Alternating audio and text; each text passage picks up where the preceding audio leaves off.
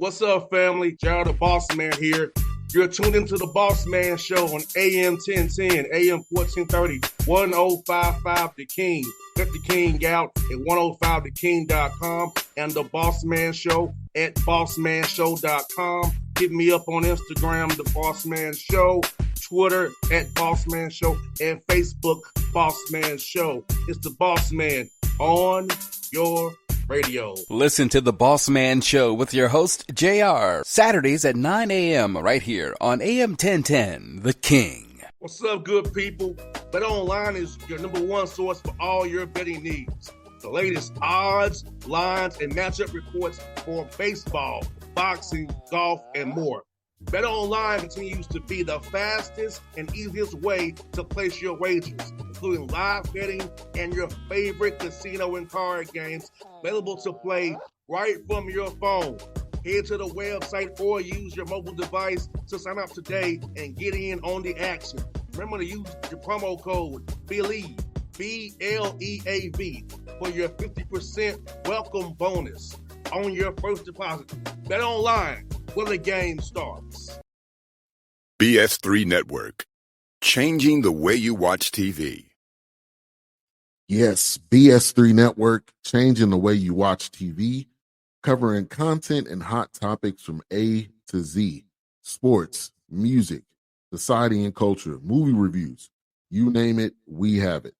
Check it out on bs3network.com or check us out on Roku, BS3 TV on Roku, as well as check out your favorite podcast on all podcast platforms or Spreaker.com/BS3 Network. You are now tuned to BS3 Network.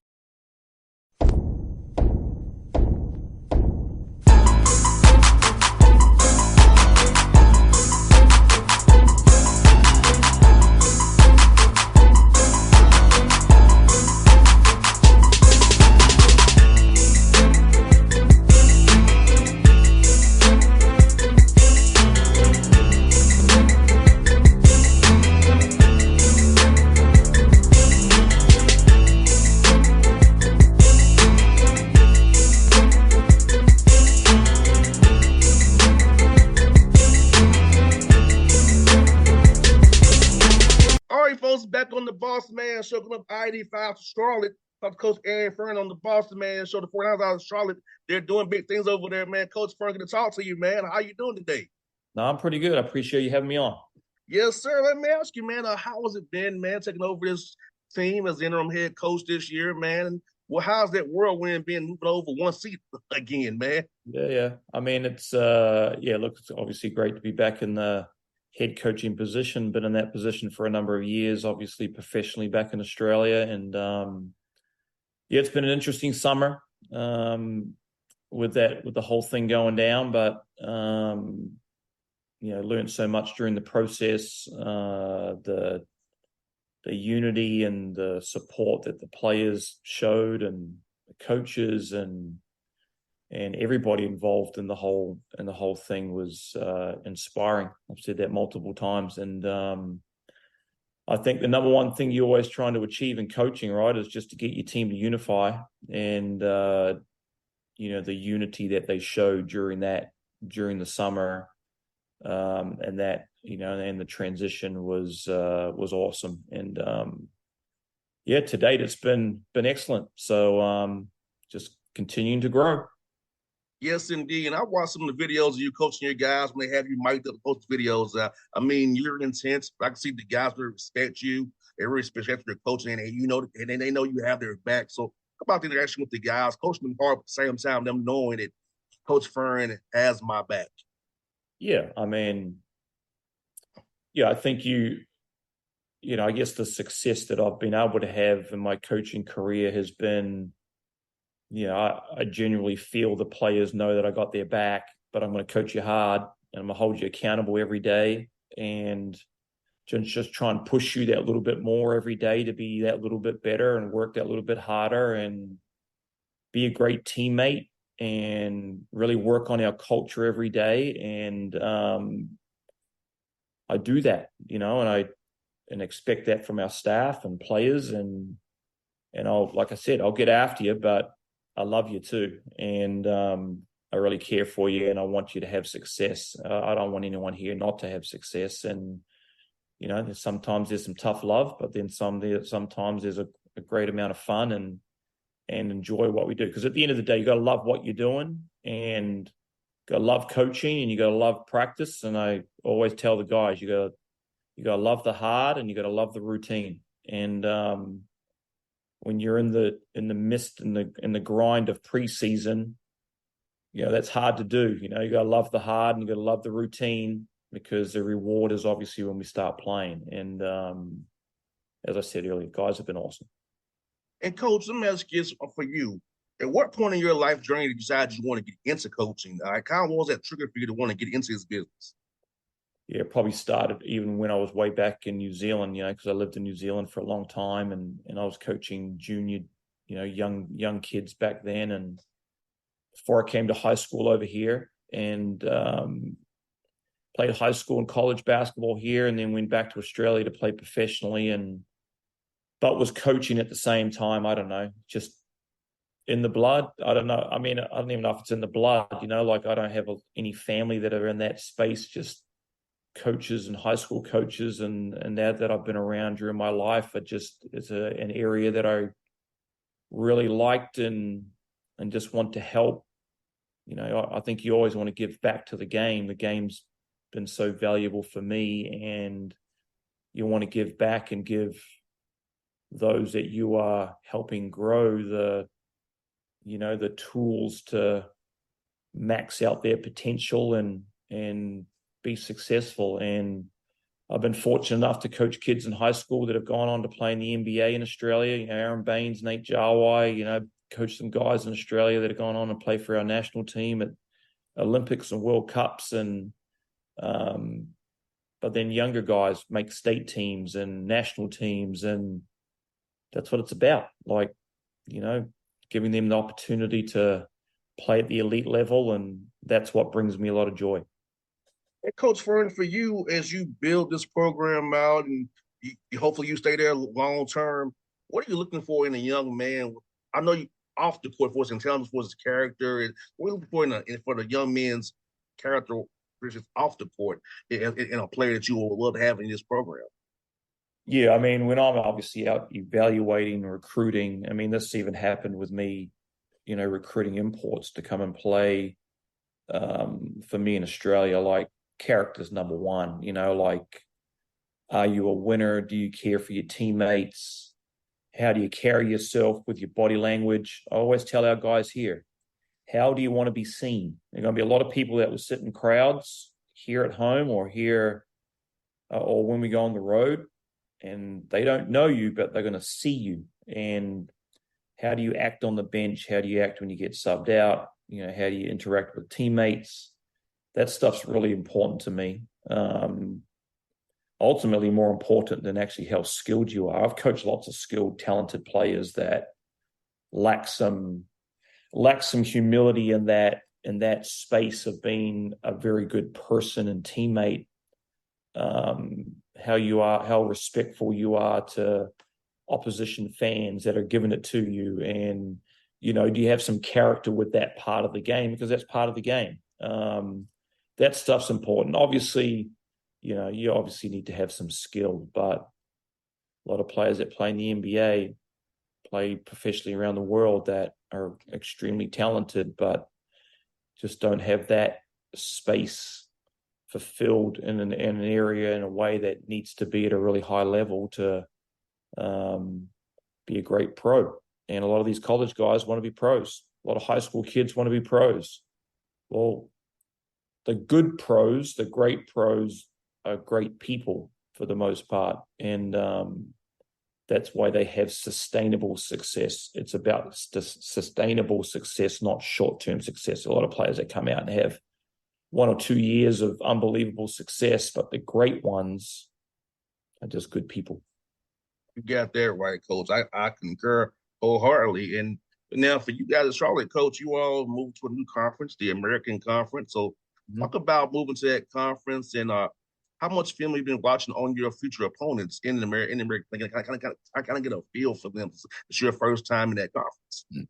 Yeah, no, you're right. There's obviously a number of Conference USA teams that are going with us up to the American. There are a couple of American teams that are departing to go to other conferences, and then you got the rest that are there. Memphis, Wichita State, Temple, Tulsa, so on and so forth. So we know we're going up a level, but I'll also say this: like, FAU went to the Final Four. I mean, they're a top 10 team in the country. Like, they're one of the teams we're all got to worry about in the league. You've got North Texas, UAB that were in the final of the NIT last year. Like, there are 3 teams from our conference last year that were high level talent, great coaching, systematically very, very good, difficult to defend, complex defenses that you got to deal with. But obviously in the American, you've got Tulane, Memphis, Tulsa, Temple, like South Florida, East Carolina, like really good teams. They'll be big, they'll be athletic. You're just going up a level with size, and a lot of new coaches in the league too. So there'll be a little bit unknown about exactly how those type of teams will play too. So, coach at Tulsa used to be in our league at La Tech. So, and we actually played Tulsa last year in a MTE. So, there's a pretty good feel about how some teams will be, but just looking really forward to the conference. And I've said this too multiple times. Fans are going to be really excited to have different programs coming into your home stadiums, and fans will be excited about that, seeing Memphis and Tulane and Temple and so on and so forth. And we're really looking forward to it. I hear that. And, now I'm asking this coach Fearne, now being going up a level, does that change how you schedule non-con games? Now you don't have to get bought as much. You can maybe do some buying yourself now and do more do more home and home. So how was that? Because I know scheduling is hard for you. It's the hardest thing for you guys too, but as I recruited. So how has that calculus changed since you moved up a level? Yeah, that's a good question. Scheduling has been the most challenging this off season, not just for us, for everybody. Just the whole NIL collective space, and the money that you need for that, and support you need for that, and the support you need to go buy games, or, so on and so forth. Like, there's a science to those non-conference games. You got to get it as right. Can't be too easy, can't be too hard. You need some real challenging games in there. You need some games where you can really go grow and build and have some success, and then get challenged. And how you balance that out during the season is, in the non-conference schedule, is that's a science too. I don't know if there's a perfect science to it. I think everyone thinks they've got the formula, but with the transfer portal now too, and teams change so quickly, if you do have a home and home with a team, well, one team, the team might look like this, and the next year they may be a totally different team just because of the transfer portal. Like, it's very, very difficult and challenging right now. But I mean, to your question, we've got some tough opponents in there that are going to really, really challenge us, which we're really looking forward to. And I think that's what you want. Like, I want to go play against really good talent and really good coaching, and help us as a staff grow, and help our players grow, and prepare you for conference play, and ultimately for postseason play when you get into, conference tournament games and beyond that. So, getting the schedule right is tough, and it's been a really tough summer. Like I said, for everybody involved. Yeah, I've been in with some of my coaching friends and heard them on those calls. I'm like, man, this is. I don't envy you guys trying to schedule games, because I feel like some games make sense, but I know why it can't make sense. But I'm like, you should play this person, but I know why you don't do it. It's just trying to find that right calculus, get it just right, and the net ratings, all these different ratings out there. We don't know how it's calculated really. Oh, it's wild. Crazy. It's been wild. I mean, I would say that there would be over 100 teams in in Division One that still don't have their schedules completed. And we're middle of September. It's been really, really challenging. And I think it will get even more and more challenging. So, it's been tough. 100%. Now, Coach, for you, over this summer, who are some guys you want to really highlight who really has improved and do workouts this summer that we should look out for this season? Well, we'll get a player back that we missed. We missed a lot last year, Rob Braswell. He had that thumb issue and basically missed all of conference play. His experience being a sixth-year guy for us. It's just going to be awesome having him back, and his experience. Obviously, Lakai Patterson last year and the contributions that he gave our team. Be another level of responsibility that will go up for him, and obviously just going up a level on who we're playing. So those two will be big keys. Jackson Threadgill's growth and him being a fourth-year player for us. Some of the transfers that we had coming in, Deshaun Jackson from Washington State, super talented, next level talent. And he's going to be a big part of what we can or can't do. Yaroslav coming in from USC, via Russia, via the NBA Global Academy in Australia. 7'1", really skilled, can really stretch the floor.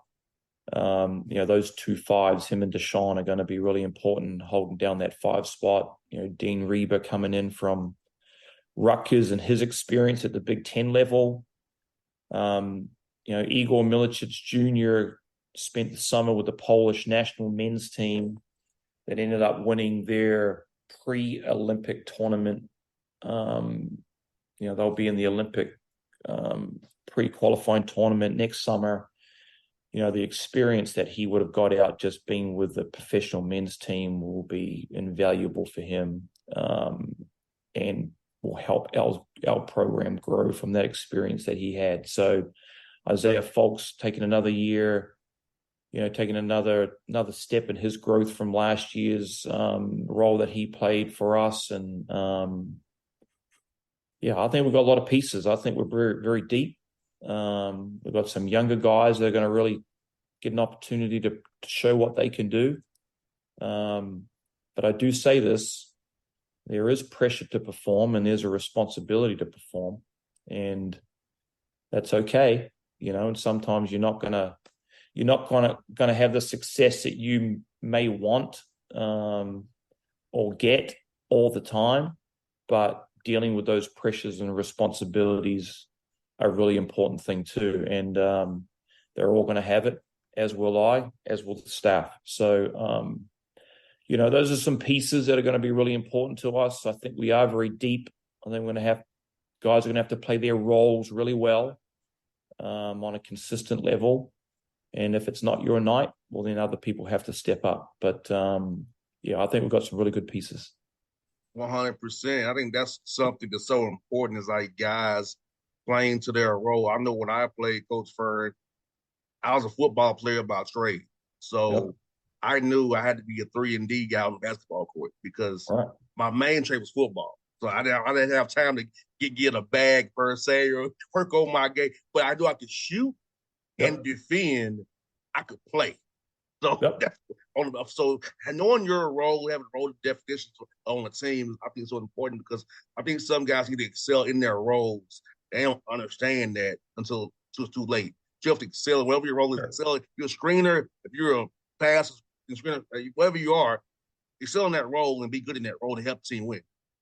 Yeah, and as you know, roles get kind of established early, but they can change too. Those roles can change as the season goes on, and your role may increase or it may decrease, and that just comes down to performance. It's okay. Or systematically we may have to change some things so your role does change. But they'll be given opportunities, and obviously they have an opportunity every single day here at practice and in the weight room and taking care of business off the floor. that's part of being, circles back to what we first said, right? Your character, and bringing it every day, and doing that at a really high level, and being as professional as you can, and then going and performing. So your role definition and clarity is really important, but understand that those roles could change too. Well, that's one for your coach, this man. You're not in the gym working hard, coaching your team in the office. How do you go about trying to get away from the court and decompress and find some time to get away from basketball and enjoy life? Yeah, it's a good question. That's a tough one. Our son is a walk-on for us. Our daughter plays at Bowling Green in the MAC.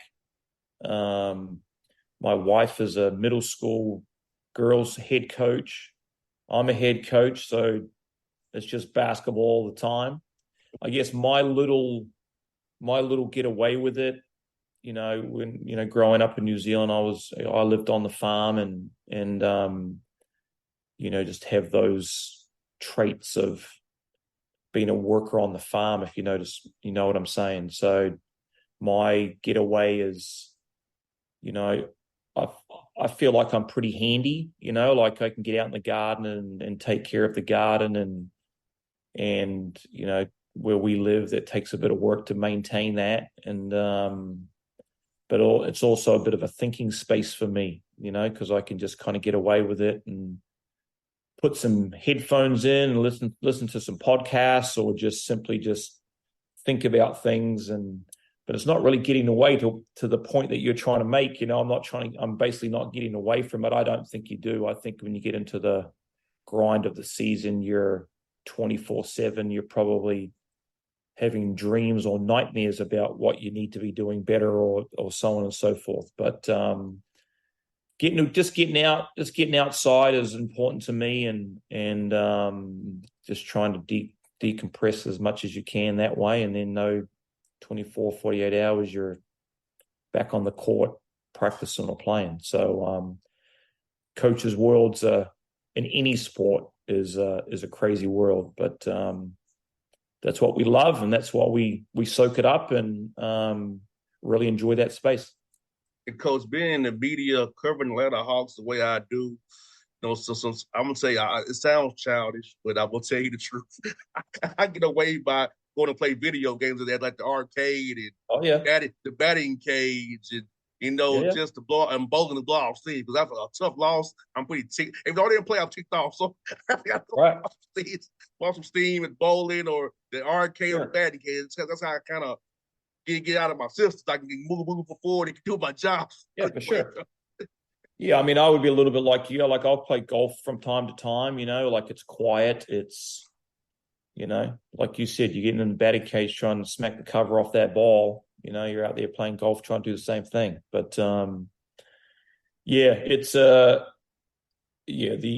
emotions of sport can be elation to absolute gut wrenching, and I've been part of both. And but that's what I love about it. I love that challenge of the ultimate challenge for me is just to get a bunch of men when I was a pro, or a bunch of college, young men, and getting them to unify and just take on a challenge as one unit, and you challenge, you're obviously with the Hawks a lot in the NBA, and that's ultimately the same thing, right? Like, coach there is trying to get that group of guys to all go in the same direction and play for one another and play their roles and sacrifice for each other. And if you can accomplish that, and Giannis, we've all seen Giannis's thing about when he got questioned about not winning a championship, and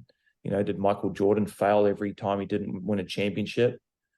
You can still have success. You can still grow and totally max out your potential, and you are fulfilled if you do that, even though you may not win the championship.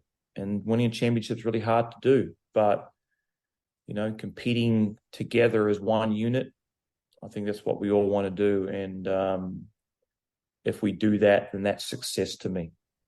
Yeah, Coach Fearne, I'm going to tell you, like, been around the Hawks, covering the Hawks last 12 years, 13 years, man.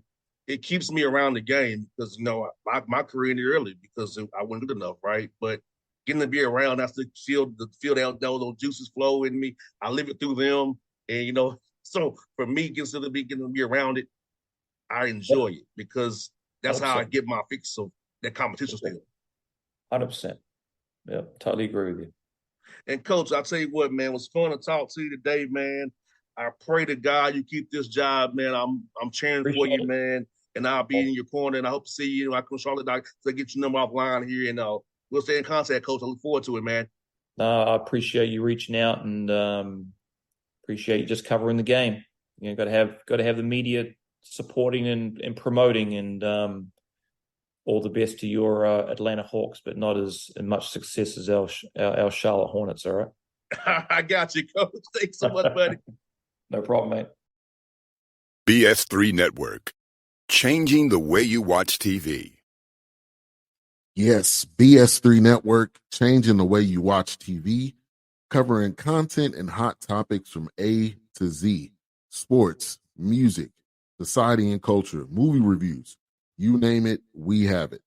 Check it out on bs3network.com or check us out on Roku, BS3 TV on Roku, as well as check out your favorite podcast on all podcast platforms or Spreaker.com/BS3 Network. You are now tuned to BS3 Network. What's up, good people? BetOnline is your number one source for all your betting needs. The latest odds, lines, and matchup reports for baseball, boxing, golf, and more. BetOnline continues to be the fastest and easiest way to place your wagers, including live betting and your favorite casino and card games available to play right from your phone. Head to the website or use your mobile device to sign up today and get in on the action. Remember to use your promo code BELIEVE, BLEAV, for your 50% welcome bonus on your first deposit. Bet online where the game starts. What's up, family? Gerald the Bossman here. You're tuned into the Bossman Show on AM 1010, AM 1430, 1055 The King. Let the King out at 105theking.com and the Bossman Show at bossmanshow.com. Hit me up on Instagram, The Bossman Show, Twitter at Bossman Show, and Facebook, Bossman Show. It's the Bossman on your radio. Listen to The Bossman Show with your host, JR, Saturdays at 9 a.m. right here on AM 1010, The King.